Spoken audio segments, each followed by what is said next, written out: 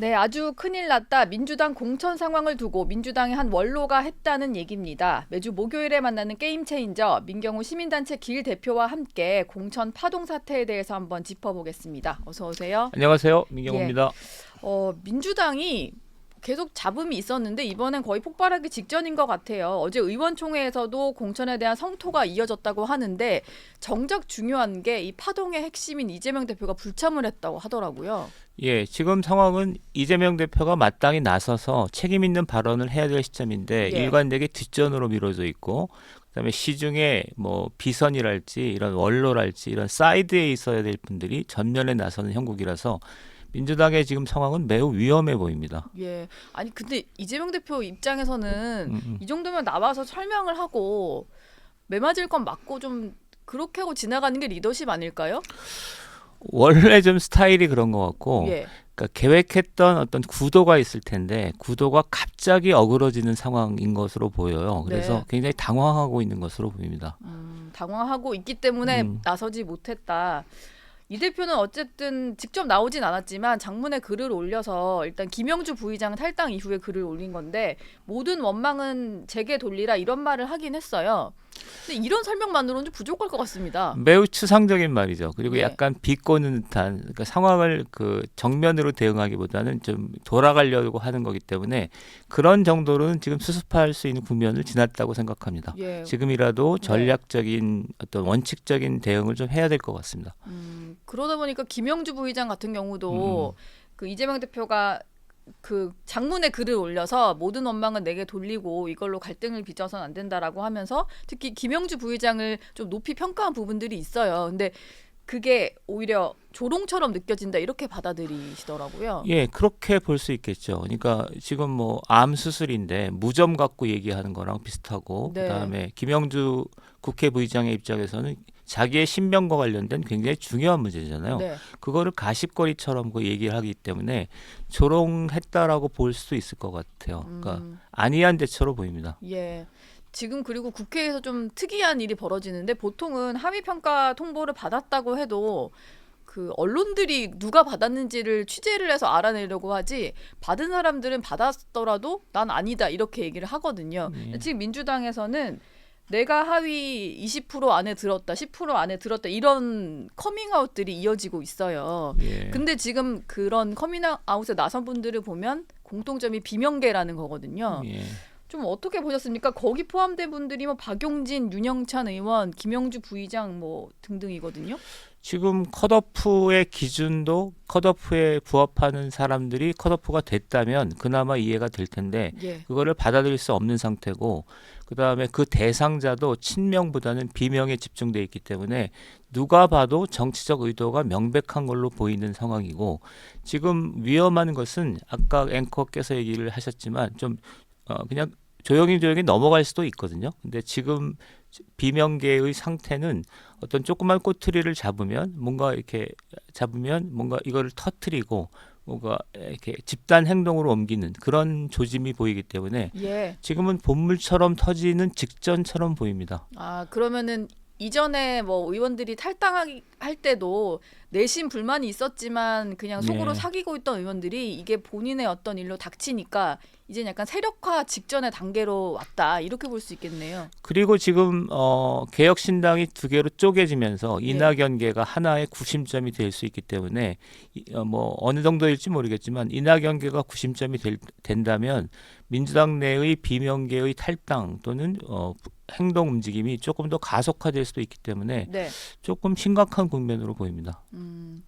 이재명 대표가 올린 글 내용을 조금 더 짚어보려고 하는데요. 이런 얘기를 했어요. 사실 혁신이라는 것에 있어서는 늘 불만이나 뭐 고통이 따르니까 뭐 정당 지도자들이 늘 혁신에 대해서는 좀 그 이해를 구하는 이런 말들을 많이 했는데 이 대표 역시 혁신 공천은 가죽을 벗기는 아픈 과정이다 이런 얘기를 했어요. 근데 이 얘기를 듣는 비명계에서는 전혀 이게 그 받아들여지지 않는 말인 것 같습니다. 윤영찬 의원 같은 경우는 뭐 라이벌을 마구 베면서 고통 운운하지 말라 뭐 이런 얘기를 했고요. 그리고 최병천 전 민주연구원 부원장 같은 경우는 지금의 혁신 같으면 비명의 가죽을 벗겨서 찐명의 가죽 잠바를 만드는 과정이다 이런 말을 했거든요.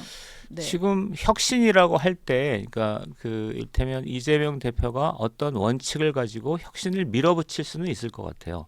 그런데 그 상황에서도 최소한의 기준과 어떤 평가, 가치 판단의 기준은 있어야 되는 건데 지금 그런 상황이 아닌 것 같거든요. 네. 그러니까 비선이 횡행한다거나 정체불명의 여론조사가 떠돈다거나 컷오프가 됐는데 누가 봐도 컷오프의 어떤 기준 같은 것들이 모호해지기 때문에 어떤 일관된 가치 기준을 목표를 가지고 혁신을 하더라도 그런 최소한의 것들이 충족되지 않기 때문에 예.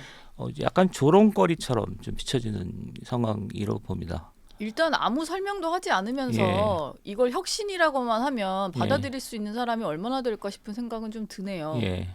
일단 이재명 대표는 그렇고 당에서도 사실 책임지고 말을 해줄 만한 사람들이 이 지금 밀실 공천 논란이라든지 아니면 정체불명의 유령 여론조사 이런 거에 대해서 뭐 일단 우리가 한 건 아니다, 잘 모르겠다 이런 말만 반복을 하고 있는 상황인데 이건 좀 어떻게 보셨어요? 지금 총체적인 난국 같습니다. 그러니까 조금 더 상황을 지켜봐야 되겠지만 지금까지 상황을 이끌어왔던 구조, 시스템 자체가 이재명 대표와 소수의 어떤 비선 그룹 또는 네. 소수의 어떤 당직자 그룹만 했던 것 같아요. 그러니까 책임 있는 위치에 있는 사람들이 어떤 발언도 할 수 없는 어떤 책임도 질 수 없는 상태이기 때문에 이건 뭐 전형적인 뭐 쿠데타 상황에서 벌어질 수 있는 사선 그룹이 막 움직이는 양상이라서 상당히 하여튼 지금 상황이 드러나면 드러날수록 아주 난맥상이 지금 불거지는 상황이죠. 어제 알려진 소식으로는 그 정필모 선거관리위원장이 지금 그 당내 공선 그 경선을 하게 되면 그걸 관리하는 선거관리위원장인데요. 어제 경선 발표가 있었는데 그 전에 사의를 표명했다고 하면서 나타나지를 않았거든요. 발표하는 자리에 당내 선거위원장이 관두는 정도면은 아무래도 이게 이 공천 잡음 논란, 불공정 경선 논란 이런 게 좀 부담이 됐다고 봐야 되겠죠.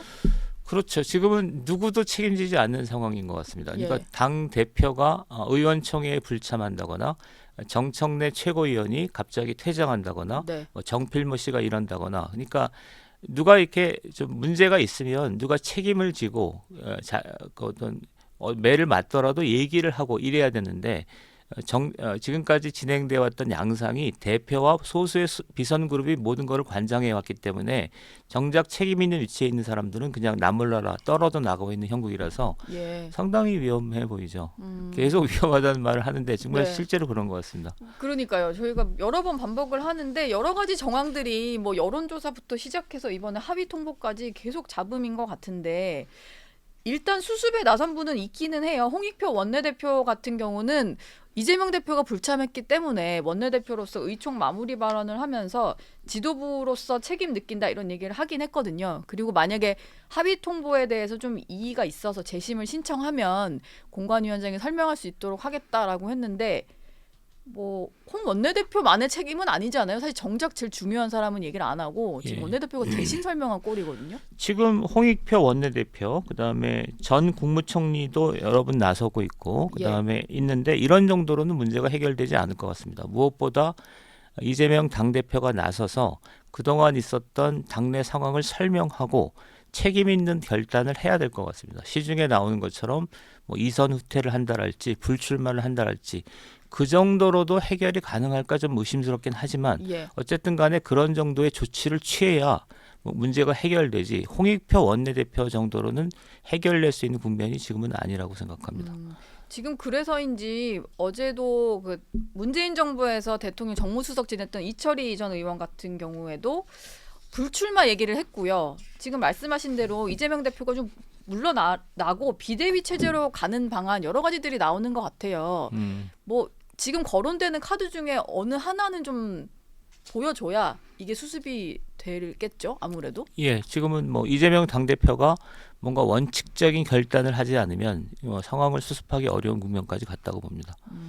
본인의 불출마가 더 낫다고 보십니까? 아니면 이선으로 물러나고 새로운 지도 체제를 꾸리는 게 더 맞는 해법일까요?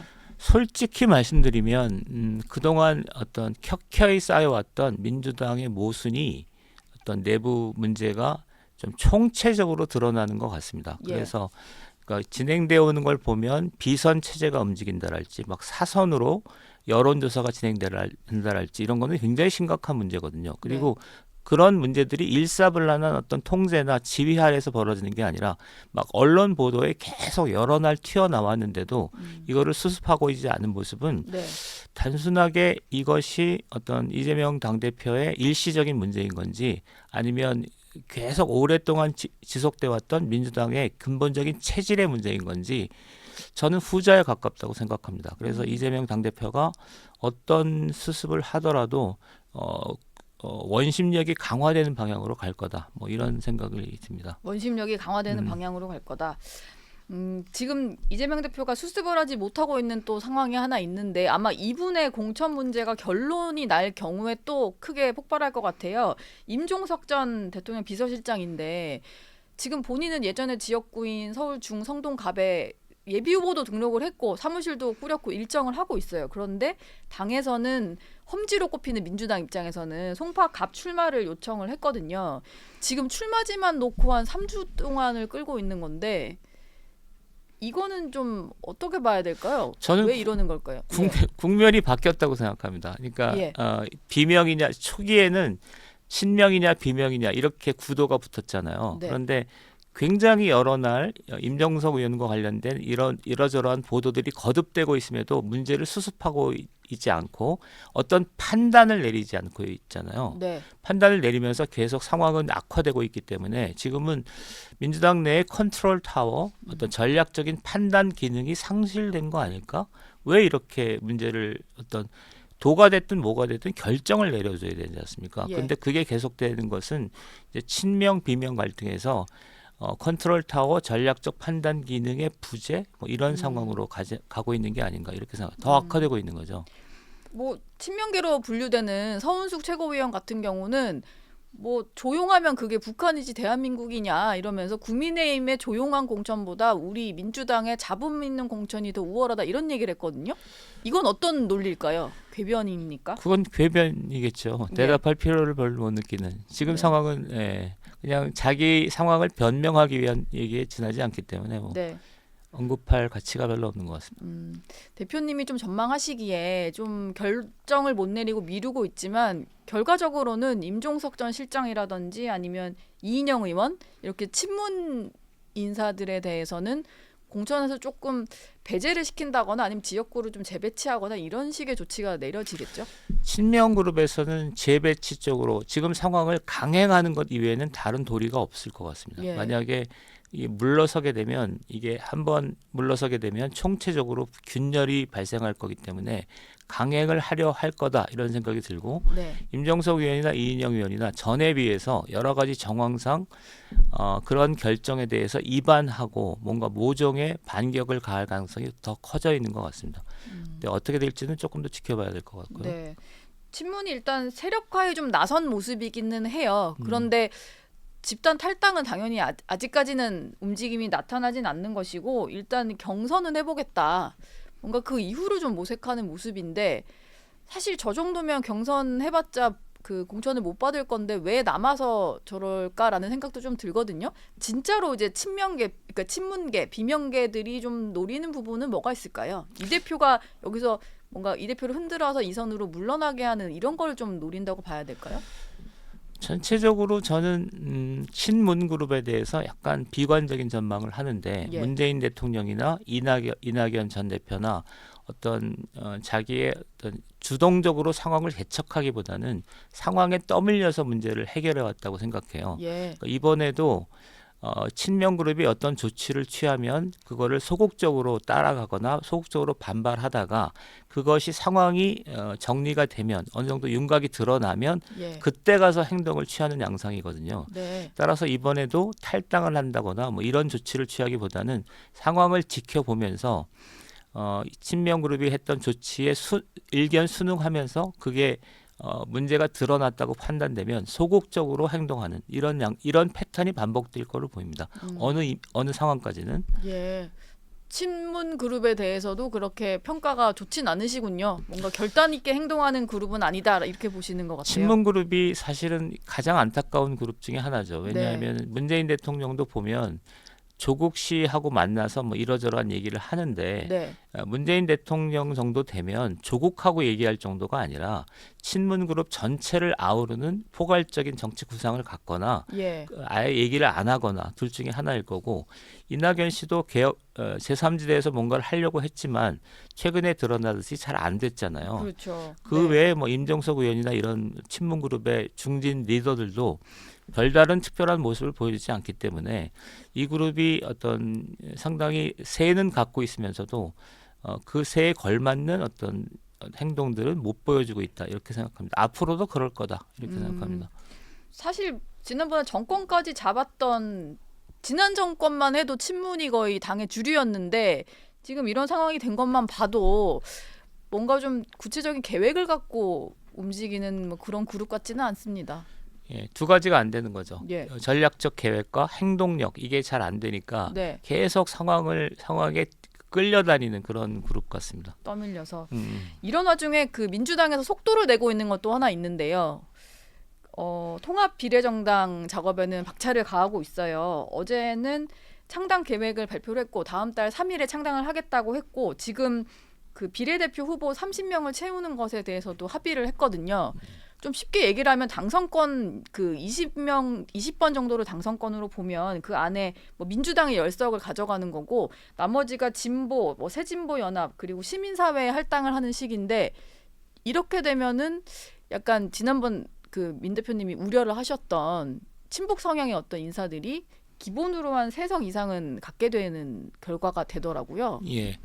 총 30명을 비례로 지금 했고 합의했고 20명이 민주당, 3명이 진보당, 3명이 새진보연합, 예. 4명이 제야 네. 집회정인데 이 중에 문제가 되는 게 진보당 3명, 제야 4명 정도가 문제가 됩니다. 제야도 사실은 친진보당 성향이기 때문에 아, 그러니까 7석 중에서 30명을 선정했으니까 한 20명까지가 안정권이라면 3분의 네. 2잖아요. 예.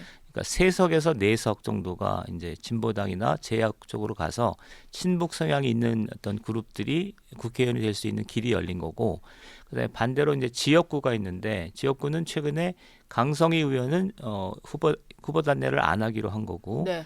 울산 북구에서 윤정호 진보당 후보로 했기 때문에 지역구에서 1석 또는 2석을 한다면 지금 진보당 그룹 약간 친북 그룹이 한 4석, 5석 정도를 차지하는 그런 상황입니다. 아, 그러니까 지금 울산 북구는 현재 민주당 음. 의원이 있는 지역구인데 여기를 진보당 후보로 단일화하기로 하면서 민주당 의원은 일단 반발을 하고 있는 상황이고 여기도 당선이 좀 가능성이 높은 지역이니까 일단 의석수 확보했다 이렇게 봐야 되는 거겠죠. 민주당이 일단 후보를 안 낼 거니까요.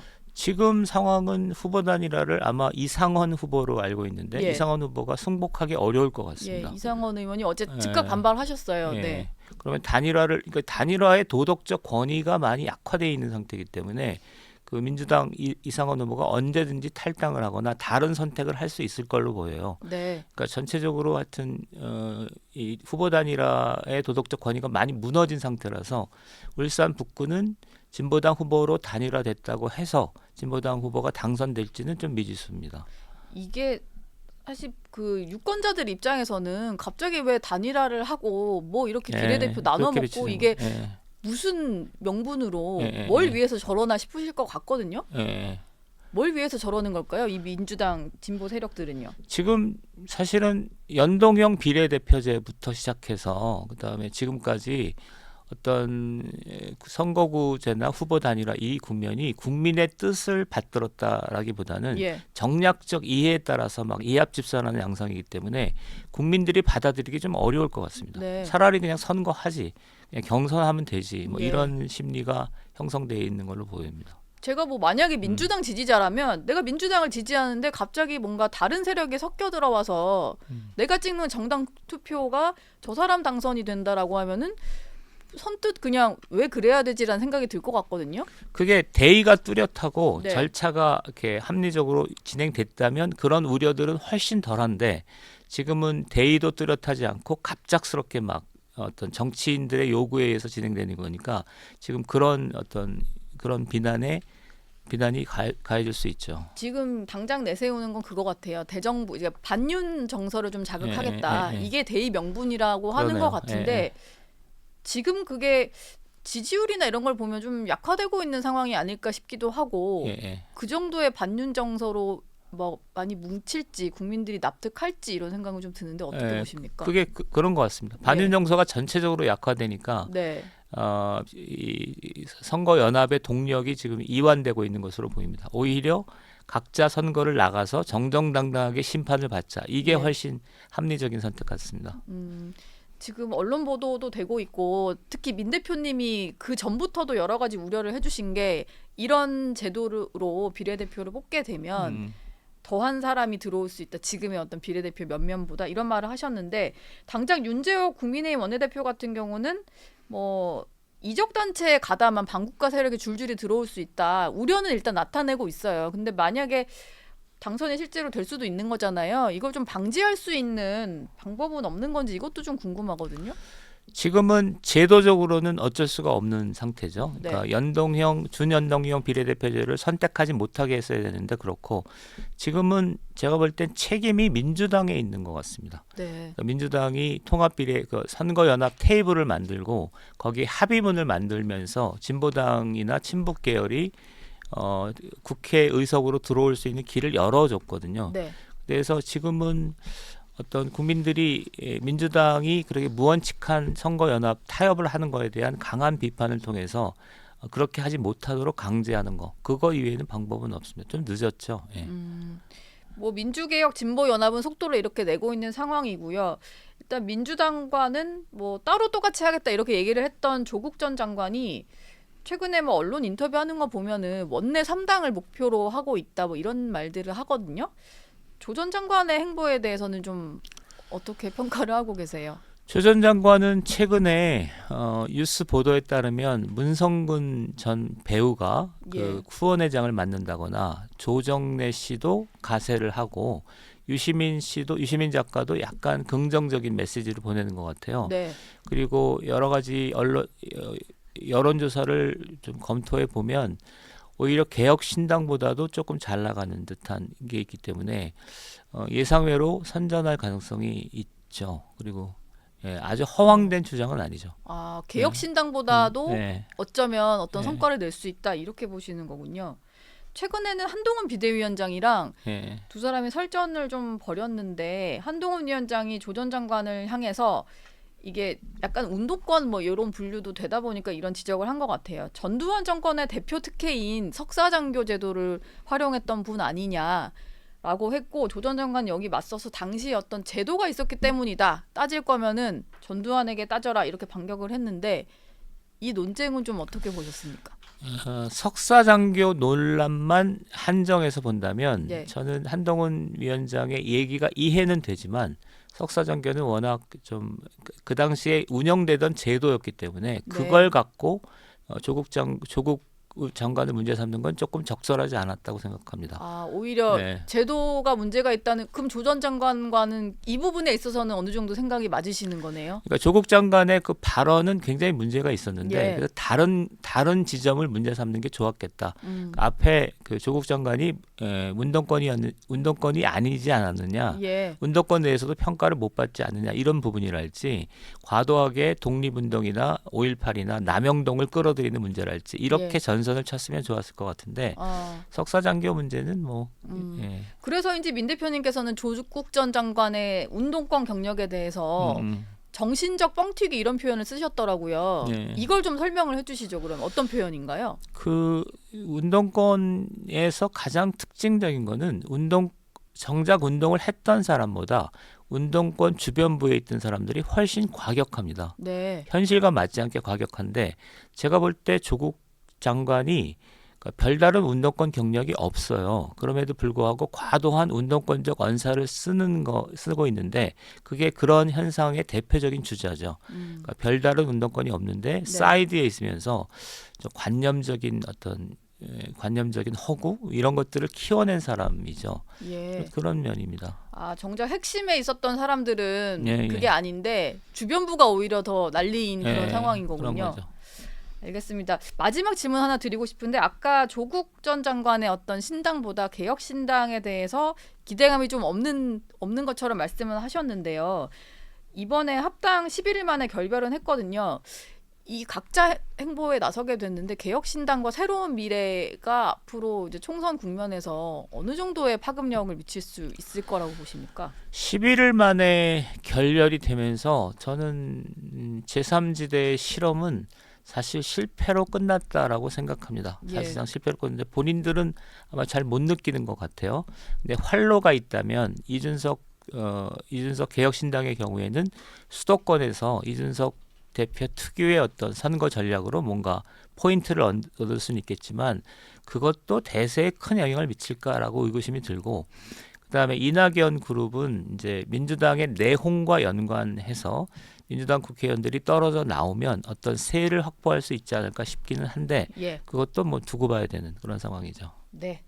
민경호 대표님 얘기 여기까지 듣도록 하겠습니다. 오늘 말씀 고맙습니다. 고맙습니다.